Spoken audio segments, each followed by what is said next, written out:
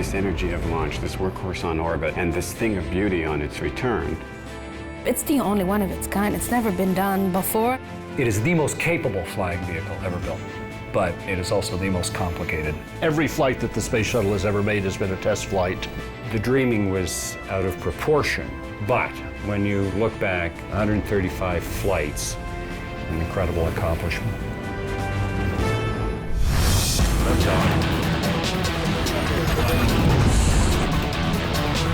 Welcome to the Last Shuttle, a Daily Planet special.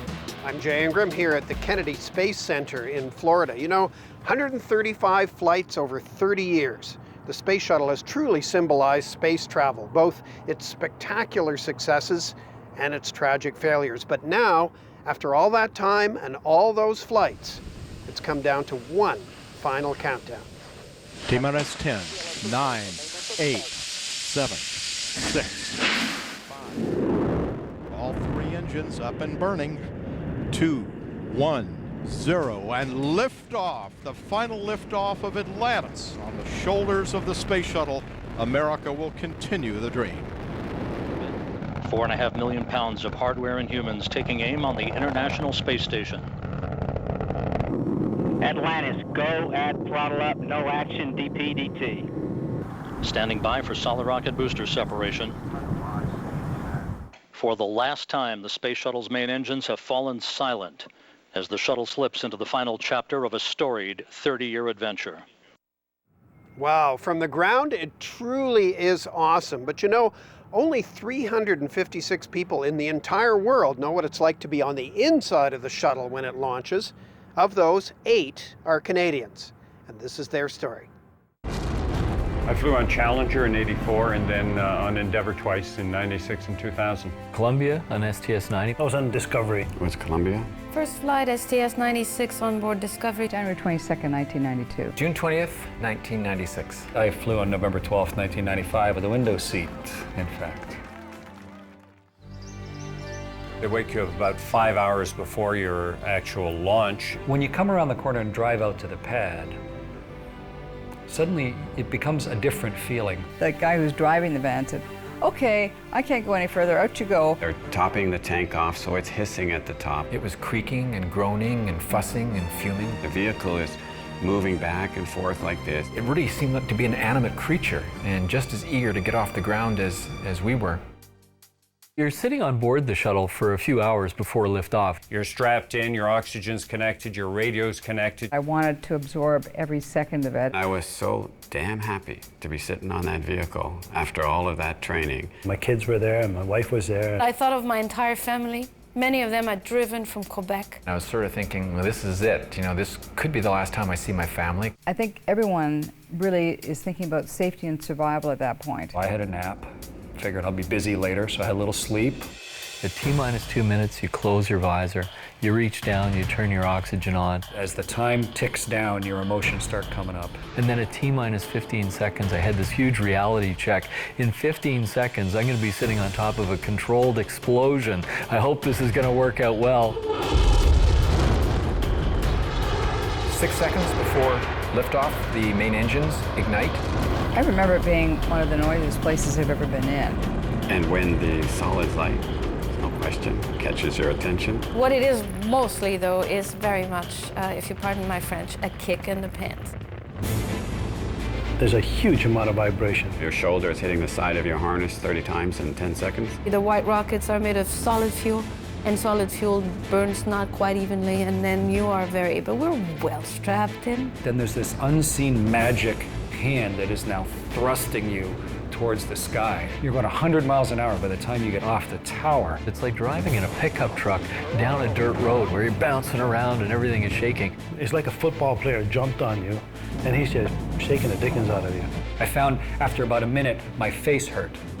I was thinking, why does my face hurt? I realized because I was smiling so much that my cheeks were cramping up. When the 2 solid rocket boosters, the white rockets, fall, it just goes nice and quiet. Like riding in a Cadillac compared to previously riding in a jalopy. As you get less and less fuel, your acceleration speeds up. From 0 kilometers per hour at the pad to 28,000 kilometers per hour. And then you hit MECO. And when you hit MECO, which is main engine cutoff, you're now in a new world. It's like an elevator. When it stops, you keep going a bit, and you suddenly realize that you're floating. You can unbuckle and float. And it's truly a remarkable experience. Beats any roller coaster, I tell you. You feel that you've dodged a bullet. And now you're one happy camper. There's a lot of hooting and hollering and high fives and back slaps because we just survived one of the more dangerous things that human beings do. Once you arrive on orbit, they leave you alone for a minute or two just to float over to the window and look out. And there's the Earth down below me. And I think it was probably a part of Newfoundland. I remember at one point seeing the fields of France. Then you realize that it is an absolutely beautiful, magnificent view, that of our only spaceship, planet Earth. Wow, what an incredible ride. Over the next hour, we're going to celebrate the shuttle's history and look to the future. We'll unveil the next generation robotic arm that is being designed right now. We're also going to take a sneak peek at NASA's future space vehicles. But if you really want to understand the space shuttle, you have to go back in time, back to the 1970s, where the idea of a reusable space vehicle was just taking shape. Here's Mark Miller. Just beyond the old parking lot in what is now a soundstage, one of the greatest dramas in the American space program was played out. This is amazing. This is the room where the space shuttle was born. Brings back a lot of memories, doesn't it? I can still feel those engineers from the old shuttle proposal days. Stan Baraskis and Jerry Blackburn were two of the thousands of engineers assigned by Rockwell International to build a bold new space vehicle. Me, I was just excited, looking forward to the challenge. Sequence start. 1, 0, launch commit. To understand the history of the shuttle, you have to look back to the days of Apollo. It was a marvelous time. We were doing something that no one had ever achieved before. Clear the tower. The moon program was an enormous engineering and public relations success, but it was expensive. The Apollo program was a cost-plus contract. It was whatever it took. All engines building up thrust. NASA knew they had to find a way to make spaceflight affordable. Build us a machine that can go back and forth to space on a continuous basis, do it economically and cheaply with low maintenance. Okay, easy for you to say. The first concepts were that of a space plane. Some of the designs seem to be right out of a Buck Rogers movie. Some of them look quite funny compared to what we ended up with. The designers went through a number of studies looking at wing shape. Should fuel tanks be inside the vehicle or outside the vehicle? One design emerged as a leader, a space truck that could piggyback on a high-altitude launch airplane. You would take it to the edge of space, you would then launch the orbiter into the orbital profile, and then you would return the booster back to Earth. While the design seemed to be more efficient, the issues were cost trades and volume in terms of capacity. With budgets squeezed, NASA was forced to partner with the Air Force. The military said they'd only be involved if the cargo bay could hold something the size of a school bus. Whatever secret items that they wanted to send into orbit. After a decade of discussion and design, the shuttle was unveiled. It was a compromise in every way. The entire program was one of cost trades, cost and design trades. Booster ignition. The Air Force need for a cargo bay pushed the massive fuel tank to the outside. That then created a new set of technological problems. The super-cooled fuel tank had to be covered with insulating foam. That foam often broke off during launch, smashing into the delicate orbiter. It led to one of NASA's darkest moments. Columbia, Houston, UHF comm check. The Columbia disaster. Fido, do you have any tracking? No, sir. And the fuel tank was not the only problem. The shuttle was criticized as being too complex. Constant maintenance kept it on the ground. Did we achieve the payload cost delivery capacity? No, we didn't. NASA promised 50 missions a year at $20 million per launch. In reality, they averaged 4 flights a year at more than $1 billion a launch. So I spent many, many hours inside that very fuselage. Do you remember how crowded it was to get It was in very tight fit. So in this one, despite all the compromises, 30 years later, the space shuttle is still the crowning achievement for Stan and Jerry. probably in some respects, it's like when we were kids and we saw our first hot rod. And you looked at that thing and you said, wow, doesn't that look great? For them, the fact that it will never fly again after this mission is almost too much to bear. To me, it's a shame that the vehicle was designed for 100 missions and is going to stop flying, not even having reached half of its total capability. It's very difficult to see it stopped and to have these vehicles put into museums instead of out there on the flight line. There's a lot of life left in these old girls. Yeah, it had a great life, and it's too bad to see it come to an end prematurely. 1.9er. History will determine if the shuttle was a success or failure, but NASA has already passed judgment. There simply was not enough time or money to fix the design flaws of the past. So that's how it got built, but what did they do with it? We're taking you back to April 12th, 1981, to the launch pad when the shuttle era first took flight. The first launch, STS-1 Columbia, was a remarkable experience. It set a new standard for human space exploration.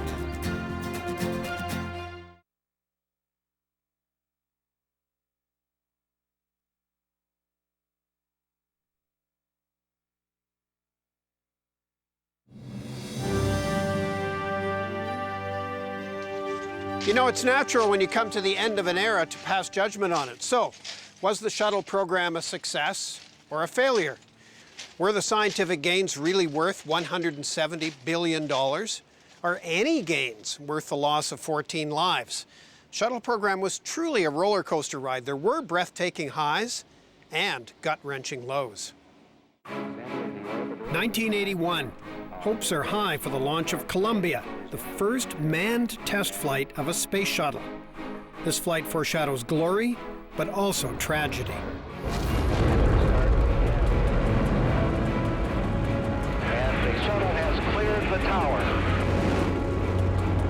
When the solid rocket boosters ignite, they blast away thermal tiles designed to protect against the heat of re-entry. The shuttle might be as big as a jetliner, but it's vulnerable to damage during launch. Every flight that the space shuttle has ever made has been a test flight. They learn something new every time. They've never been able to do routine operations. On the way down, the missing tiles cause some melting, but Columbia lands safely, and soon it is joined by Challenger, Discovery, and Atlantis. They're supposed to be space trucks, ferrying up satellites and cargo every few weeks. But big delays reduce that to every few months. Still, the shuttle can do things no spacecraft has done before, like launch satellites from its supersized cargo hold, or carry bus-sized science labs to orbit. There's no vehicle anywhere near its capability.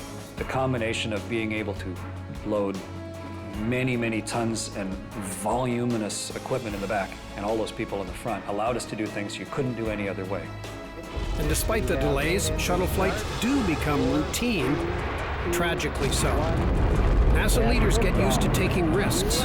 They ignore concerns about leaky seals on the solid rocket boosters. Challenger, go and throttle up. Just over a minute into this flight, a jet of flame cuts like a blowtorch into the external fuel tank.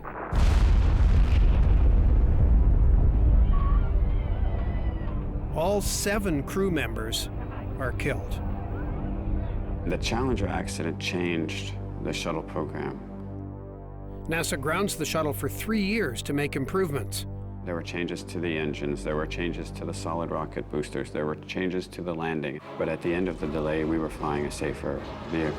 Liftoff of Endeavour. A new shuttle is built to replace Challenger, and the glory days return. Houston Endeavour, roll program.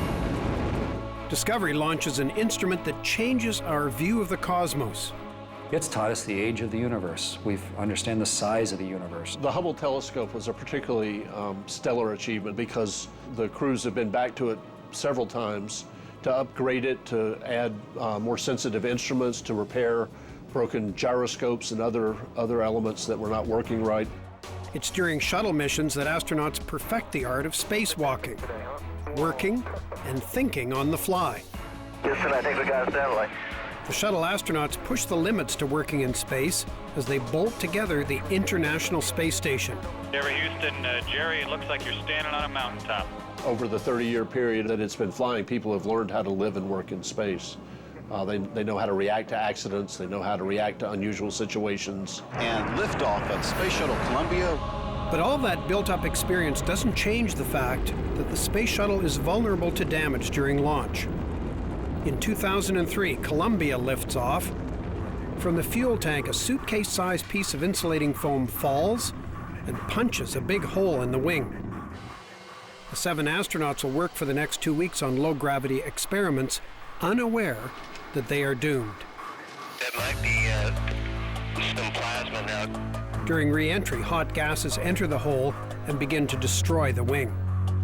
60 kilometers up at 19 times the speed of sound, Columbia breaks up. Flight GC, lock the doors. 3 of my classmates who I had trained very closely with, and they had become our best friends, were killed on that mission. 2 years later, when shuttles start flying again, the priority is finishing the space station. It takes about 1,000 hours of spacewalks. The trickiest are launched from the shuttle. In 2007, a huge solar array is deployed, but starts to rip. And they did this fantastic engineering job of bolting together the shuttle robotic arm and another robotic arm that's used to inspect the thermal protection system on the shuttle afterwards. And they got an astronaut to stand on the end of it and actually stitch the solar array back together. It's just one more step in the world's most ambitious construction project, a job that would never have been possible without the incredible flying space truck.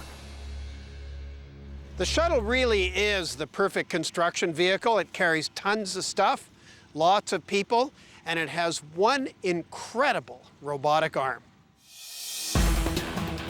After the break, we'll give you a sneak peek at the next Canadarm. Ours also has an additional joint in the shoulder. It's the roll joint, so it just adds an extra degree of freedom.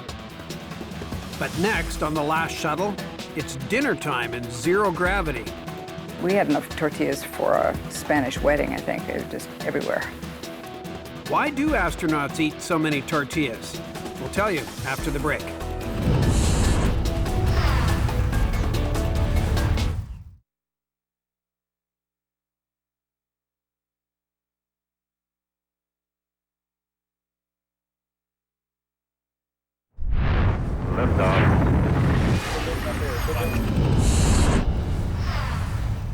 Welcome back to the Daily Planet special, The Last Shuttle. This is the nose of the shuttle Discovery. They're already ripping the guts out of this shuttle to prepare it for a museum. We'll have more on that story later. But you know, the shuttle is a reusable space vehicle. That means in between flights, you gotta wash the windshield, top up the tank, and do really a few thousand other things. Here's Mark Miller with the details. Planet Houston for Sandy. Very good. Continue in step 3. It's one of the most complex machines on Earth, and with 2.5 million parts, Step 11, page 46. requires a lot of tender, loving care to pull off just one mission. This is pad 39A. That's Atlantis. It looks pretty much ready to go. This basically is the result of planning for several years and the work of about, we're told, 15,000 people. Preparing for a shuttle launch starts here in the orbiter processing facility. We have people that inspect the tile. We power the vehicle up and look at instrumentation to see if there's any issues with the systems. OL12 and OR12 verified on FB. We look at in-flight anomalies and track them to solve all of those. Verified. Overseeing this gargantuan task is Ann Miklos and a group of highly skilled technicians who must work as a single team. And it takes just the people here at Kennedy, approximately 90 days to deconfigure the orbiter. At the back end of the shuttle, every mission requires old engines to be swapped out for new ones. In another building, a brand new orange fuel tank, much larger than the shuttle itself, is readied for the mission and mated with the 2 solid rocket boosters fished out of the ocean after the last mission. You can see the whole booster from front to back. You can see it kind of bobbing up and down. Pull it free and let it drift back. Those solid rocket boosters can be used over and over again, thanks to a black powder that comes all the way from Medicine Hat, Alberta. Known as black carbon, it's all part of the coating inside the rockets. It creates a rubber lining inside of the boosters that helps protect the metal. All of the astronauts that fly on the shuttle stake their lives on this black powder, a crucial fact that's not lost on anyone on the shuttle team working at this plant. These guys have 100% entrusted themselves in their suppliers of providing a quality product that is going to bring them home safely. A few weeks before launch, the iconic crawler moves into position. It's the same one used on the Apollo missions. Basically, the crawler's still the same crawler we started with in 1965. The crawlers have now logged almost 3,500 miles hauling shuttles. As launch day looms ever closer, the kitchen at Houston's Johnson Space Center comes alive with the smell of home cooking. This is our beverage package. It's Vicki Flores' job to make sure the crew is well fed in space. And they never hesitate to give their opinions about the stuff they liked the best and the stuff they did not like or hated the most, I guess I could say. Everything the astronauts eat is cooked and then freeze-dried. On this final mission, the menu will include some good old-fashioned American classics. We're going to have a barbecue meat. We're going to have corn, apple pie for dessert. After serving thousands of meals in orbit, the world's busiest space chefs have learned a few do's and don'ts. There is one North American favorite that you will never find on a shuttle. NASA realized that sandwiches and cockpits simply don't mix. Imagine crumbs fouling up all the sensitive electronics. Now that would be an engineer's kitchen nightmare. With no bread allowed, astronauts must settle instead for tortillas. You could throw them around like frisbees. I mean, we had enough tortillas for a Spanish wedding, I think. It was just everywhere. Getting the shuttle off the launch pad takes an army, but the job is still not quite done. The shuttle still must complete its mission and return for a safe landing. 1 minute now to touchdown. A final task that hinges on Marcia Jones Clark. So we just have to do a little fancy hand tack. The woman who packed the parachute Main gear touchdown. that will help stop the shuttle. Now deploying the drag chute. That is one that you get to see, and that's one we take a lot of pride in because it does land the shuttle safely back on the runway. Once the orbiter is safely stopped, the shuttle team will breathe a sigh of relief. Roger, wheel stop Discovery, welcome home. They will have done the impossible once again. Few outside the NASA family will ever know what it really took to pull off another shuttle mission. The payload bay of the shuttle can hold 1,126 refrigerators, if that's something you actually wanted to take into space. But with that much cargo, you definitely need something powerful and accurate to move it. That's where the Canadarm comes in. Here's Zayaton. 40 years ago, NASA made a phone call to a Canadian engineering company. They were handing over a really significant integral part of the space shuttle to Canada. They wanted a robotic arm for their new spacecraft. They said, here's what we want you to have it do. Here's what weight we expect it to be. Here's how long it's going to be. Now you go and figure it all out. It was 1973, 8 years before the first shuttle would fly, but James Middleton already knew what it would look like. We knew it was going to be a 50-foot cargo bay. We had a good idea of how it was going to be placed on the side of the space shuttle. What he didn't know was that he was building something historic. It's a Canadian technological icon. It has branded Canada in the world of space robotics. The iconic picture of the arm and Canada written down the side, the shuttle upside down and the Earth up above, that was a pretty big moment for us. The Canadarm has had many big moments. It saved the Hubble telescope, and it resurrected the entire shuttle program. If it weren't for the robotic arm on the space shuttle, NASA would not have been able to return the space shuttle to flight after we lost Columbia, because it gave us that remarkable capability of inspecting the tiles on the undersurface of the orbiter. But now it's time for a change. Natalie Panic is the operations engineer for the next generation Canadarm. When I was a kid, I remember watching NASA and seeing the launches and hearing of all this technology, and now here I am interacting with the people that built it. There's just one problem. NASA hasn't announced what will replace the shuttle, so Natalie is building an arm for a spacecraft that's still science fiction. You read in newspapers and on TV what these companies are coming up with. None of the options are as large as the shuttle. That demands a new approach. The next generation arm will unfold and telescope out. The telescoping booms will be able to give you a larger range of reach. By extending both the upper arm and the forearm, it will quadruple its length. The idea is also to have an autonomous system, so advancing the capabilities of the arm so that you can run scripts and make the arm operate on its own. Basic moves like extending or folding up at the end of the day can be automated. But complicated tasks will still require a human touch. It is very much hand-eye coordination. We have rotational control in one hand controller, we have translational control in the other hand controller. All those young people who are really good with two thumbs on their video games today probably would do just fine. Using the arm is intuitive because it mimics our own movements. Look at your shoulder, it goes up and down, goes left and right. You got your elbow, then you got your wrist. It can pitch up and then it can roll. So you've got 6 degrees of freedom in your arm. The new arm will have a 7th degree, a double-jointed shoulder. The extra degree of freedom gives you more flexibility with where you can reach and different configurations that the arm can get into to make the task easier and more efficient. Trying to make an arm that's more flexible and smarter than the Canadarm is a big job. It's overwhelming, all of the knowledge that you need to soak up and apply to the new system, and the legacy that the brilliant people behind you have left on this project, and trying to live up to that, as well as progressing the technology and making it even better so that you can move beyond where it's at into further exploration. Because even the sky isn't the limit when you're looking to improve on an icon.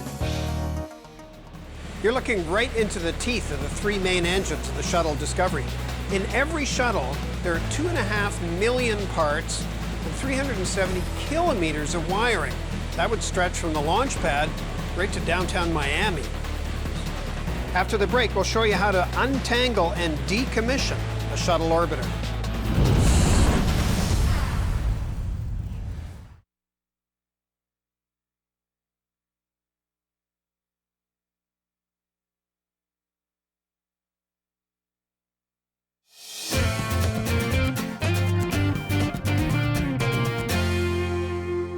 This is the belly of Discovery. It has quite a record, 39 missions, a full year, 365 days in orbit, nearly 6,000 orbits of the Earth. But this shuttle, like all of them, has one more trip to make. When Atlantis lands, it'll be put on display here at the Kennedy Space Center in Florida. Endeavour will go to the California Science Center in Los Angeles. Discovery heads north to Washington. It'll be the star attraction at the National Air and Space Museum, replacing Enterprise, which goes to New York City. But turning a functional space vehicle into a museum piece, that's a mammoth undertaking. And it starts as soon as the wheels hit the ground. And nose gear touchdown and the end of a historic journey. Whenever you're out there on the runway, crew always loves to come around and we always say, kick the tires. Take a look at the vehicle that has just brought them from space back to Earth. Billy McClure is a veteran at the Kennedy Space Center. Since the first shuttle launch, he's been an active technician. We have made it to the start. Witnessing more than 100 launches and landings since 1981. Launches